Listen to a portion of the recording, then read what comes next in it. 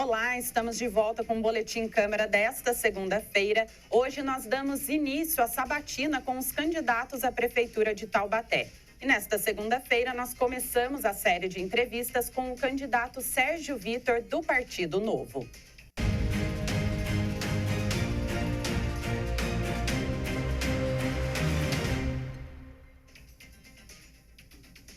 Ao meu lado, o jornalista Douglas Castilho, responsável pelo portal Quiririm News, que vai participar conosco dessa série de entrevistas. A sabatina terá duração de 25 minutos e mais 1 minuto para considerações finais. Sérgio Vitor é casado, pai de 2 filhos, tem 37 anos e é formado em Administração e Economia e pós-graduado em Marketing. Foi deputado estadual de 2019 a 2023 e presidente da Comissão de Tecnologia e Inovação na Assembleia Legislativa do Estado de São Paulo.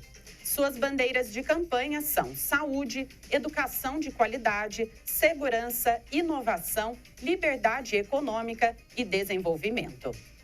Candidato, seja muito bem-vindo. Obrigada por aceitar o nosso convite. Muito obrigado, prazer estar aqui com vocês. Prazer poder falar com mais taubatianos mais uma vez. Douglas, obrigada pela presença. Obrigado. Candidato, nós estamos então com o relógio na tela. Vai dar início aí aos seus 25 minutos aqui de participação na nossa entrevista, tá? Ótimo.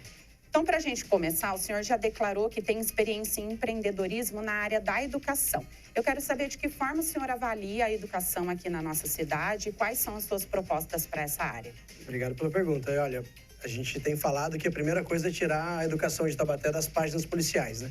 A gente viu agora o ex-prefeito sendo preso por desvios na merenda. A gente teve um ex-prefeito também caçado com desvios ali no caso das mochilas. E a gente tem problemas recorrentes há muito tempo. A gente vai começar assumindo aqui, reforçando um compromisso que já deveria ter sido resolvido, de zerar a fila das creches. Nesse último mês, quase 600 mães e pais não tiveram a oportunidade de colocar o seu filho ou filha na creche. A gente está em 2024 e isso é inadmissível. Como que você zera a fila na creche? Como que outros municípios fizeram? Fazendo convênios com a iniciativa privada, creches conveniadas, com organizações sociais, e assim a gente consegue dar mais celeridade em formar ou acrescer essa vaga na rede municipal. Porque não dá para a gente ficar esperando obras de construções de creches. A gente tem até uma em andamento agora, que está um pouco atrasada, mas as construções demoram, naturalmente. E outros municípios já fizeram, é assim que a gente vai fazer aqui em Taubaté e zerar já no primeiro ano esse desafio da fila de creche. A gente já ouviu, inclusive, que é muito caro, né? Mas vocês acham que é caro zerar a fila da creche? Quanto custa não ter essas crianças na creche? Quanto custa para uma família que não vai poder, para a mãe ou para o pai que não vai poder trabalhar? Ou que vai ter uma despesa adicional para pegar alguém para cuidar dos filhos, né? Então, zerar a fila da creche é prioridade.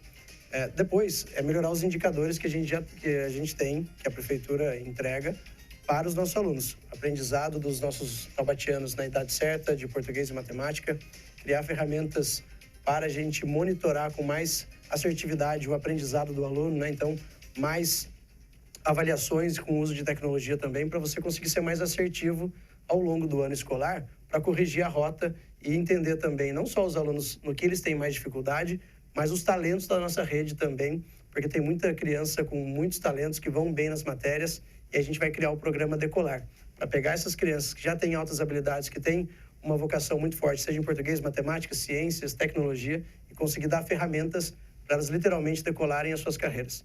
E a gente tem ouvido uma demanda muito grande da cidade, de também, sempre me perguntam, né, retomaria o ensino médio municipal? Sim, o resultado do ensino municipal é bem melhor que o do estado, e a gente precisa, depois que zerar a fila da creche, corrigir a rota no ensino básico também, ofertar o ensino médio, especialmente para algumas regiões que têm mais dificuldade de acesso. Nós ainda vamos falar mais sobre educação, mas eu quero falar um pouquinho sobre as parcerias público-privadas que o senhor citou para sanar a demanda na creche. Qual seria esse custo? Depende do número de vagas, né? Mas, por exemplo, se a gente estimar que R$1.000 por mês por aluno, se a gente tivesse 1.000 pessoas esperando vaga na fila, custaria R$12 milhões, 1.000 por mês por aluno e vezes 12, né? Então, questão de matemática. Com 12 milhões, a gente conseguiria ter 1.000 crianças com vagas na creche privada. Mas a gente tem certeza que dá para fazer mais barato, pegando os valores, né? Tem município que paga R$500 por vaga para creches conveniadas, 700. É claro que aí a gente vai fazer o chamamento público, vai fazer o credenciamento e vai fazer uma boa negociação para conseguir ter uma educação de qualidade, né? Não adianta só também colocar de qualquer jeito aquela criança, tem que ter uma creche que atenda os pré-requisitos não só básicos, mas que garanta boa alimentação, garanta acompanhamento, garanta tempo integral para quem precisa. A gente estima que próximo de R$1.000 seria um valor que cabe dentro do orçamento do município, mas a gente tem certeza que dá para ser mais barato. O senhor já teve a oportunidade de conversar com algumas dessas escolas, verificar se há interesse também por parte delas de firmar um convênio com a prefeitura como esse? Sim, sem dúvida. Existe o interesse, até porque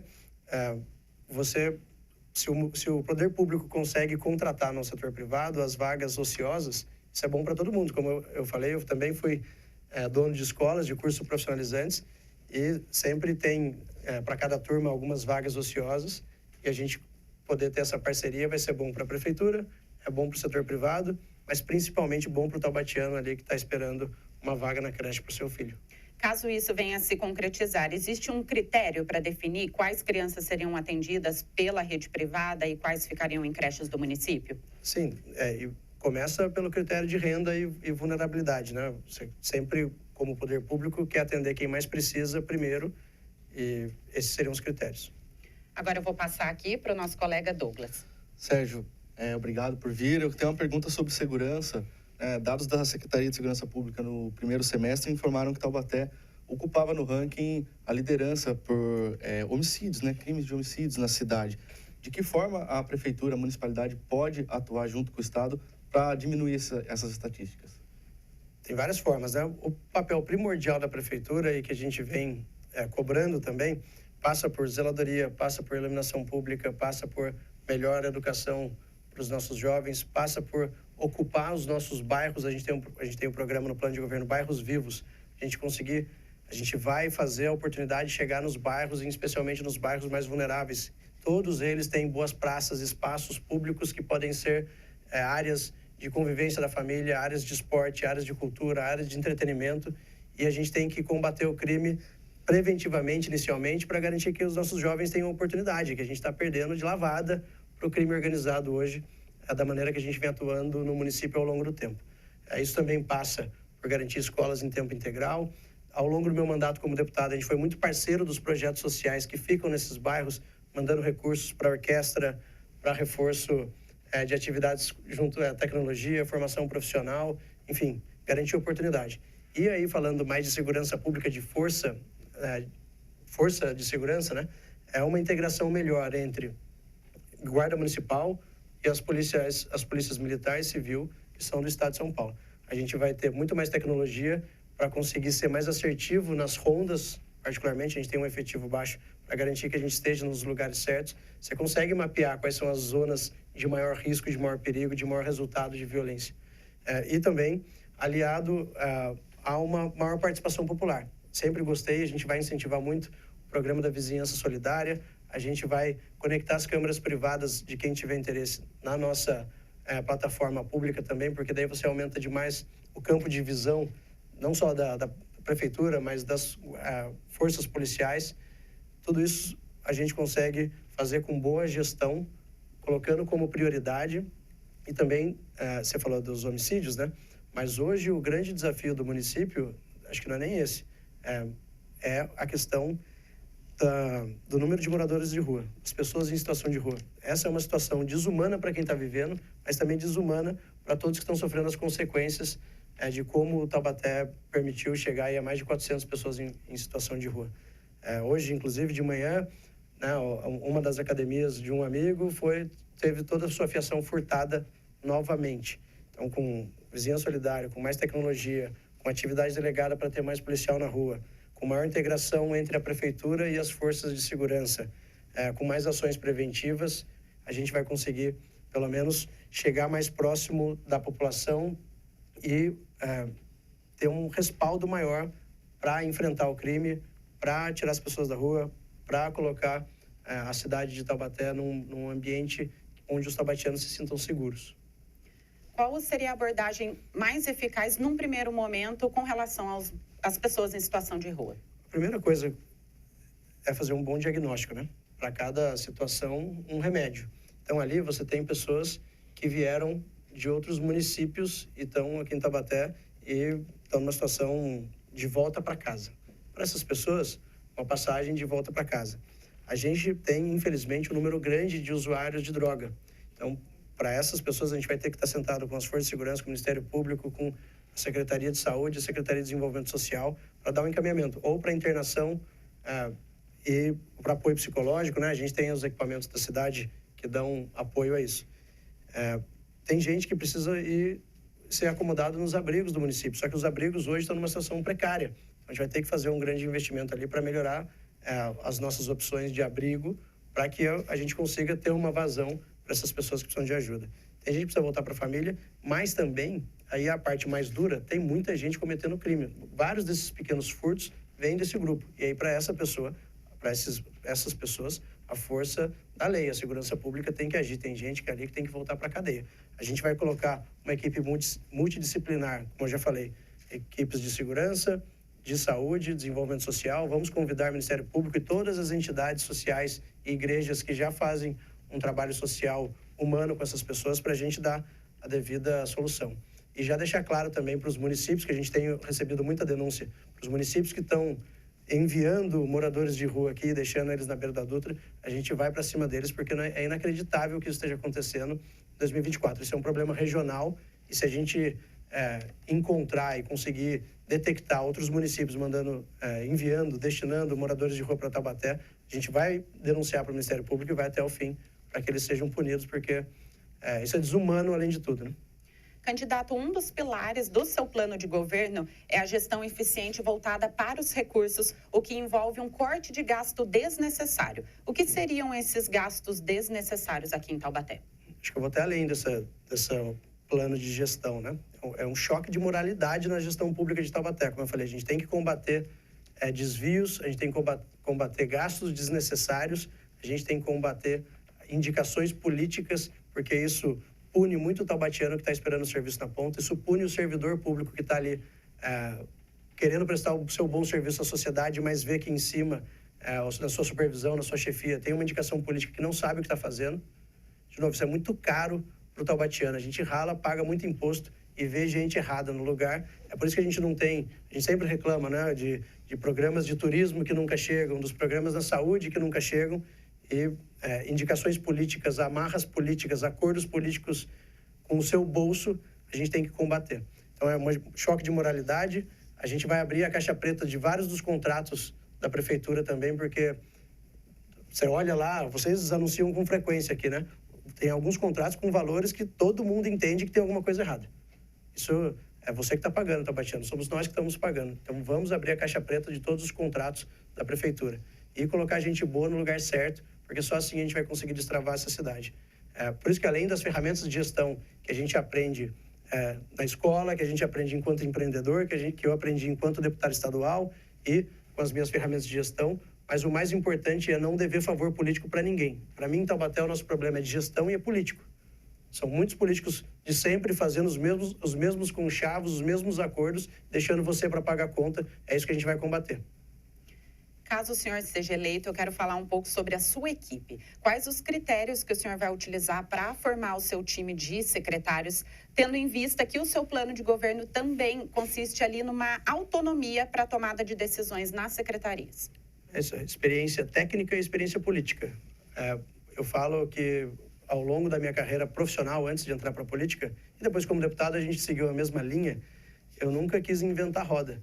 Eu queria replicar boas práticas. Eu trabalhei com franquias, então nunca precisei inventar o meu negócio. Eu pegava modelos de sucesso e replicava.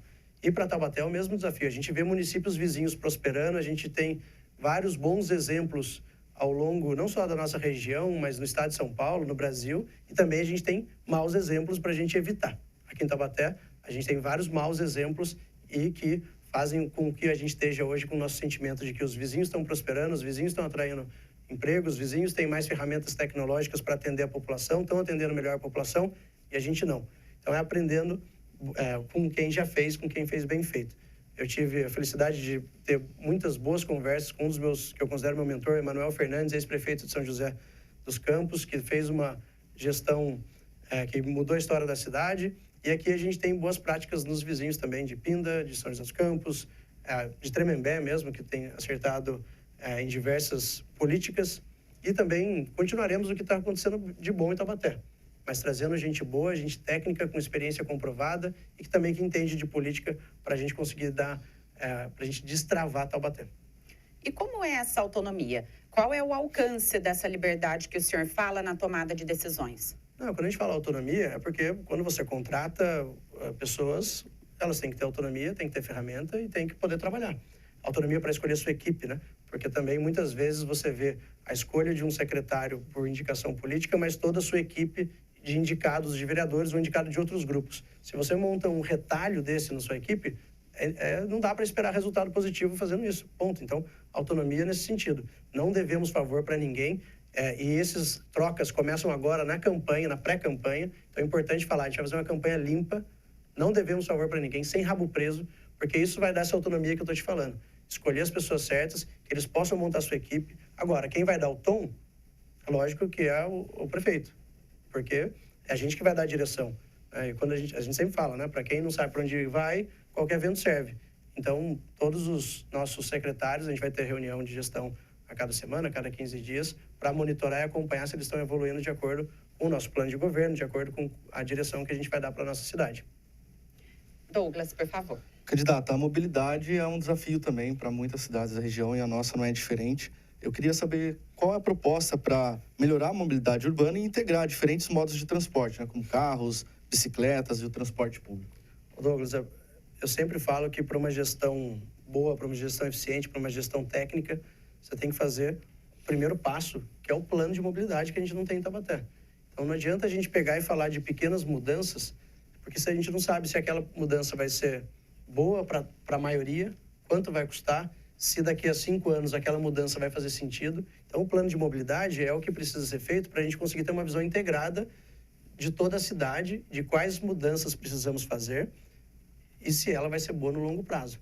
Porque, de novo, a gente paga muito imposto. Se a gente fizer um mau investimento, um investimento que a gente vai ter que trocar muito breve, não faz sentido, certo? Então, esse plano de mobilidade, você consegue ver a cidade como um todo, colocar as características de evolução, de desenvolvimento da cidade e desenhar as principais mudanças que precisam ser feitas.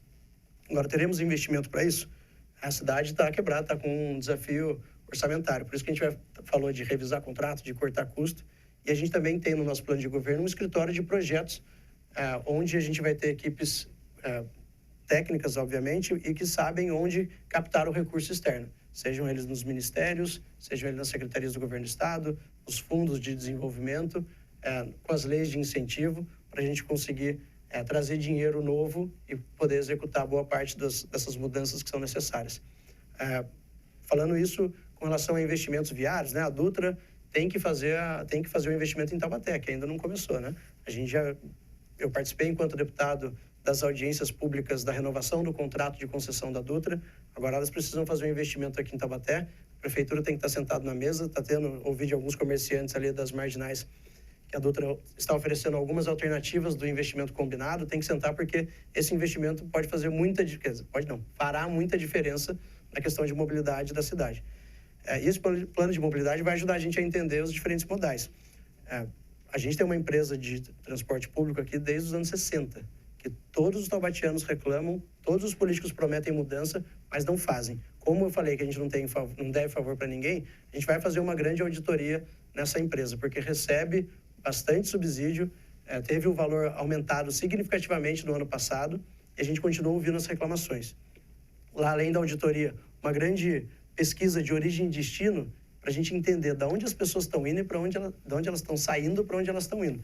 Porque aí você consegue ter uma noção melhor de quais linhas são mais importantes, da quantidade de linhas e do próprio trajeto.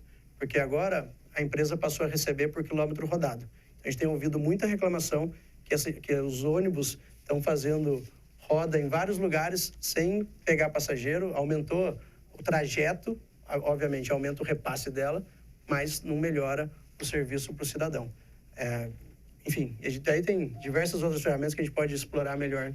Candidato, vamos falar sobre Previdência Municipal, especificamente sobre o IPMT. Em 2020, o débito da Prefeitura era de cerca de 81 milhões, o que foi parcelado no ano de 2022. E ela também deixou de repassar parte da cota patronal e também os aportes para a amortização do déficit atuarial, gerando um novo débito com o IPMT na ordem aí de 149 milhões.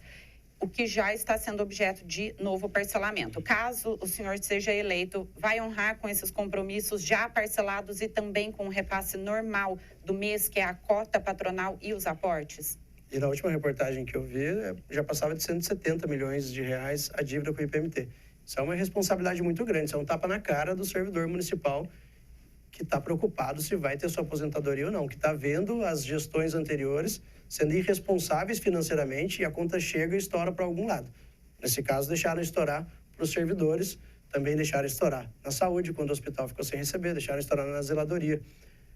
Sim, iremos honrar. A gente vai ter que fazer o parcelamento dessas dívidas, porque a prefeitura, como a gente falou, está quebrada. Esse parcelamento é possível, é viável, e a gente vai ter que ser responsável onde precisa ser para garantir que a gente cumpra a lei com os servidores, para garantir que a gente cumpra os compromissos com quem está ali na ponta, trabalhando para servir a sociedade, né? Então, sim, isso é um compromisso nosso. É inacreditável que essas gestões fizeram com o Instituto de Previdência, dá uma insegurança enorme.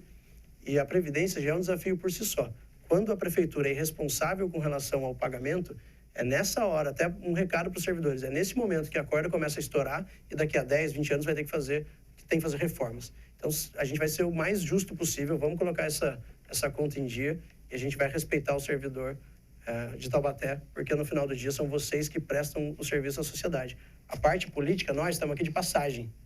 Só que você já estava aqui e a gente vai valorizar também os servidores com um plano de carreira e assim como o prefeito do Novo de Joinville, Adriano, a gente vai fazer um processo seletivo interno para priorizar os servidores bons, servidores que merecem nos cargos de gestão, de chefia, porque já tem um histórico acumulado, porque sabem como fazer e tem muita gente boa ali que toca a máquina pública. O senhor tem conhecimento do déficit atuarial do município? E se sim, quais seriam as medidas para a diminuição desse déficit? Então, dentro da última, vou falar especificamente da dívida com o IPMT, né, que foi perto de 170 milhões de reais.